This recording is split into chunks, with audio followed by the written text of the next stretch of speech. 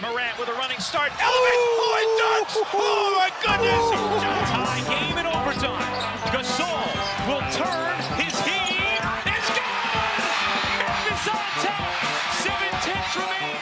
Conley now with three. Counted.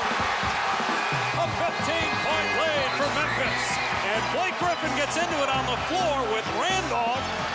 Hard to tell if there are any punches being thrown under there, but Griffin took acceptance. Adams going long. Morant. He hit it. John Morant.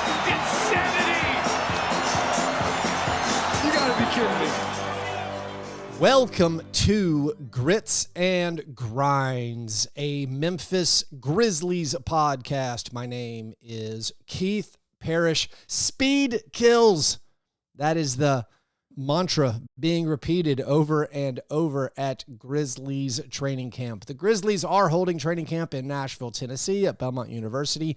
I've been there with a collection of other Memphis media members to do the post-practice availabilities. And the thing we keep hearing, we heard it on Media Day back in Memphis, and now as they do post-practice availability, everyone is still talking about the speed that this team wants to play with. Head coach Tuomas Iisalo talking about how he wants quick decisions. He doesn't necessarily want the right decisions initially.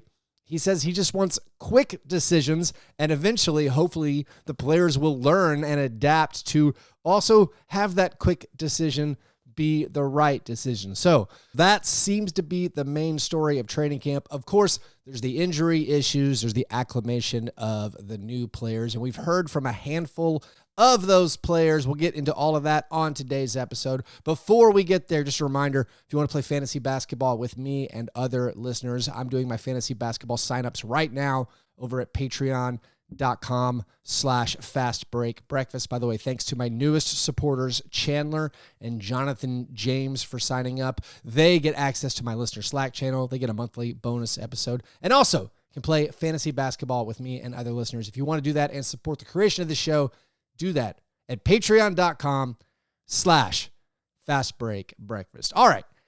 At training camp, if you don't know, we don't actually get to watch the training camp. The reporters don't get to see what's going on in there. They just let us in at the end of practice to see some, players, to see the shoot around, and then we get to talk to a few of the available players. Things we can observe by watching. I would say the only notable things, Brandon Clark showed up on Wednesday, the second day of training camp after having surgery on Monday. Brandon Clark was there on Wednesday on crutches. Zach Edey has an ankle brace. Saw him shooting some free throws. Jaren apparently seems to be moving around. I mean, obviously he's 4 weeks away from playing. It does seem to line up perhaps with him coming back on opening night, even if that is on the early side of, it's a little bit less than 4 weeks. But Jaren, I mean, he had surgery on his toe. I assume he has some very impressive brace cast thing protecting his toe, but there's nothing visible on his foot, and he seemed to be moving around, jumping, shooting shots. So hopefully Jaren, again, comes back earlier than later. The rest of it, we just have to take the players' word for what is going on, and the thing they talk about is how speed kills. And we have gotten to speak with Tuomas Iisalo both days of training camp so far. One thing that I liked, because of course I point out how we want to play fast and we want to play with high effort. Those, of course, are platitudes and things that every single coach says. Go look at training camp reports from every other team.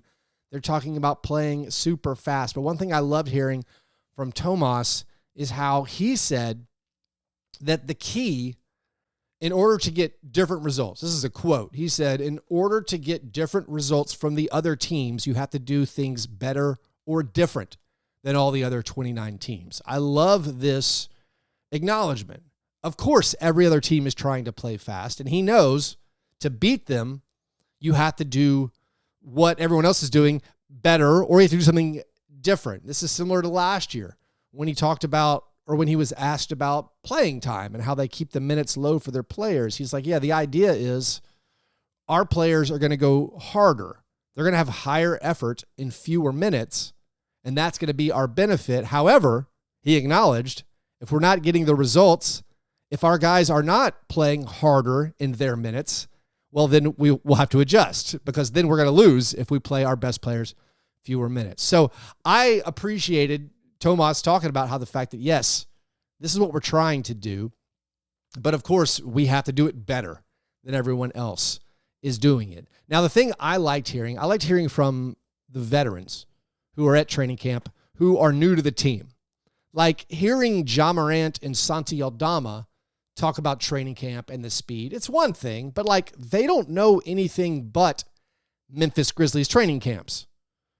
Ty Jerome's been on several other teams. KCP, this is his 13th NBA season. This is his 13th NBA training camp. He's been on a lot of different teams. And I asked KCP, like, yeah, there's a lot of talk about speed, but is it actually different? Like, can you tell a noticeable difference from what the Grizzlies are doing? And he was like, yes, absolutely. He's like, the other teams I've been on, everyone talks about getting out in transition, but these guys actually do it.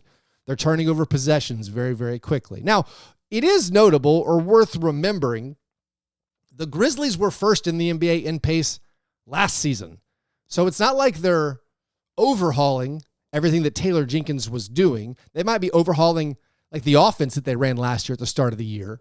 But as far as getting out and trying to get in transition shots, picking up full court, turning over possessions, like all that is similar to what Taylor Jenkins was doing. So I think for KCP, he's like, yes, this is a noticeable difference. He also, of course, threw shade at the Magic on Media Day, talking about how they didn't pass the ball that well. So this is a new offense for him, and he's enjoying it. And he thinks with the defenders they have, the length. He also cited how it's fun to have him and Jalen Wells both on the same squad, where they can trade off maybe, who's going to take the best player every night. All that's good. But he said yes, based on his experience, this is more speed than he's played with in other stops. When he was asked, is there any other team he's been on in his career where the playing style or the speed, the transition speed, the pace was similar, he said no. Also, Ty Jerome on the Cavs last year, and the Cavs were amazing. The Cavs were 10th in pace last year. He's like, this is faster. This is faster. He did say that early on that it might look sloppy because, again, they seem to be getting encouraged to just go fast. Just go fast, work it out later. So there probably will be a lot of ugly possessions and turnovers and things, but maybe that's going to be part of the growing pains as they try to get even faster. This is Tuomas Iisalo's belief that you have to stay ahead of the curve, that the NBA game is just getting faster and faster, and maybe no one knows how fast it will get. What's the peak? We don't know, but he's saying, look at the game 10 years ago. It's much slower than it is right now. Of course, 20 years ago, 30 years ago, it's just keeps speeding up. So we want to be on the forefront of that. And we think speed kills. And again, everyone said it. I heard Cedric Coward say it at Media Day. Santi Aldama said it on the first day of training camp. Ja Morant said it on the first day of training camp. Also, Iisalo said that the competition has been really good. He said everyone's very well prepared. The fitness level, the conditioning is very, very good for all the players. He likes the competition. He said something to the effect of like, we're on the verge of violence. I can't remember his exact phrasing. I didn't write it down, but it's like he's talking about how like the competition is good and they want to live right on the edge, the razor's edge of like people getting angry, but they're not. He said the competition is super good. And of course there's competition because there are not roster spots, but there are playing spots available. There's the battle on the wing. The presumed starters, Jalen Wells and Kentavious Caldwell-Pope, but also Cedric Coward is here looking for minutes. Gigi Jackson and Vince Williams Jr., they're trying to basically extend their NBA careers. This is make or break sort of seasons for both of those guys. Cam Spencer, he's on a regular contract. He wants to get some minutes. So they're all competing for those minutes. And then there's the front court. Santi Aldama, the only healthy returning member of last year's front court rotation, So Santi Aldama, he wants minutes, but then Jock Landale, probably the presumed starter if Jaren Jackson Jr. is not healthy to start the season. If Zach and Jaren are both out, I think Jock Landale is going to start. And then beyond that, it's PJ Hall, two-way guy, going to get some center minutes. Omax Prosper, probably going to get a lot of the minutes at the 4 behind Santi Aldama. When I asked Santi, I'm like, have you played any 5? Are you going to play any 5? He said they hadn't done any of that yet. So to me, that says, all right, well, Jock is the 5, and I guess PJ Hall is going to play the other minutes at the 5. I asked Santi how many minutes could he play. He's like, all of them. He said, no limit, whatever coach says. When I asked Tuomas Iisalo, I was like, who are the guys maybe outside of PJ Hall and Santi Aldama and Jock Landale? Who else is going to get those front court minutes? He said, big opportunity for Omax. And then I said, any of the wing guys? He specifically cited Cedric Coward. He said Cedric Coward is long and strong and extremely physical. He rebounds well for his position. So maybe Cedric Coward gets that opportunity to play some power forward while Jaren is out. He did also say that when asked about Cedric Coward's first days of training camp, he said he's been very promising, again, cited the physicality and the skill, but said, it's been a long time since he played. He hasn't played basketball since November, so they might even bring him along slowly, so maybe he's not going to get a ton of minutes early on. But, of course, I think that's one of the players everyone is watching the most and is the most excited about. As far as Ja Morant and the stuff he said, Ja Morant was a delight in his media interview after the first day of training camp. He can be sullen when speaking to the media. He's not always the most gregarious and engaged, but he was very excited to talk about Murray State basketball. Of course, with training camp at Belmont, an OVC rival. Ja was wearing his Murray State gear. He said it was on purpose. He said he's going to keep wearing Murray State gear every day of training camp.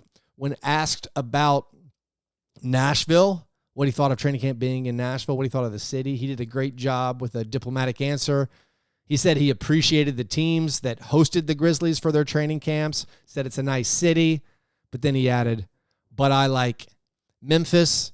He was asked some of his favorite memories of Belmont, and he's just like beating him in championship games. Ja really lit up when he got to talk about his exploits over Belmont, his exploits over TSU, his time at Murray State. So that was great to see from Ja Morant. Of course, Ja Morant going to be asked to do maybe even more this year with the absence of Desmond Bane.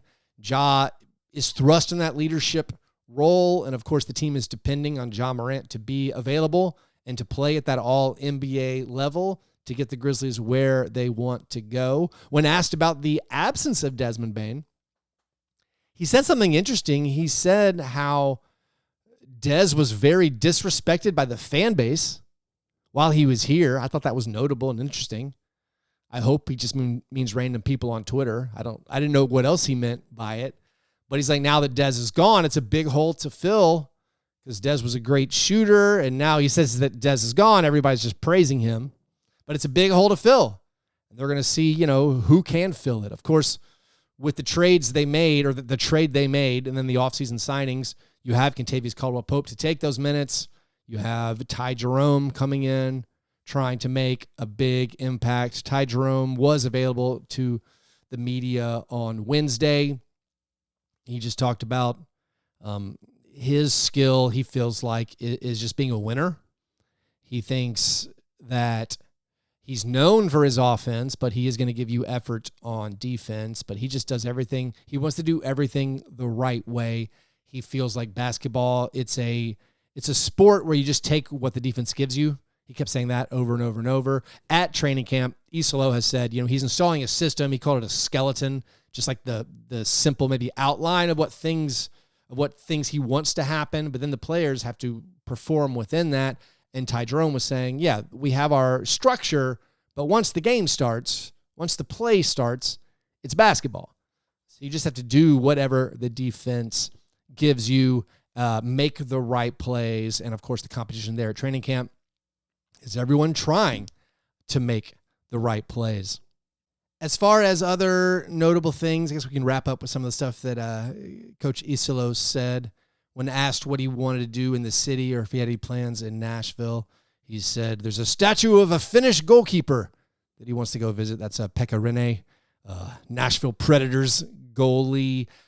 He mentioned on defense, they're like, what's the goal of the defense? He was like, quite frankly, to have the lowest, make sure you have the best defensive rating possible, the lowest defensive rating possible. He said he wants it to be an unpleasant experience. He cited Pep Guardiola, the soccer manager, saying he wanted to be like when teams come in, that it's like going to the dentist, not something they look forward to. So with the wings and the length, he complimented the length of the wings.